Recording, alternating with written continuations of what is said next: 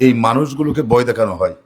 আমিও তাদেরকে ভয় দেখাতে চাই, উচ্ছেদ করে দেন, এই মানুষগুলোকে উচ্ছেদ করে দেন, এতে বাঁচার কোনো অধিকার নাই, কোনো অসুবিধা নাই।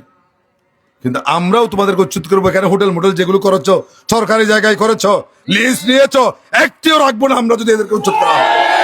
এটা যদি প্রয়োজন হয় বিমানবন্দরের জন্য, ওই জায়গা খালি রাখা নেই কেন এখানে 20 তলা বিল্ডিং শুধু বড় বড় লোকেরা করেছে, বড় বড় রাজনীতিবিদরা করেছে। এখানে সাধারণ মানুষের জন্য সেখানে বরাদ্দ নেই কেন? আমরা জানতে চাই। যারা এদেশে জন্মগ্রহণ করেছে তাদের মাথা গুজার টাইট যেমন থাকবে, তাদেরকে খতিয়ান মুক্ত করে একটি একটি জায়গা লিস্ট দিতে হবে। আর না হয় সমস্ত লিস্ট বাতিল করে এগুলো উন্মুক্ত করে দেওয়া হোক, সরকারি জায়গা সরকারি রাজস্ব কাজ করা হোক। এই দাবি আমরা করছি। কেউ কারো উপর বৈষম্য করতে পারবে না, কারোর চোখ রাঙ্গানিকে আমরা বই করি না, কেউ গরিব মানুষের অধিকার নিয়ে চিরমিনি খেলতে পারবে না ইনশাল্লাহ। আগামী দিন আপনাদের পাশে ছিলাম, আছি এবং থাকবো ইনশাল্লাহ। ধন্যবাদ সবাইকে। আসসালামু আলাইকুম রহমতুল্লাহ। দৈনিক আজকের বাংলা .net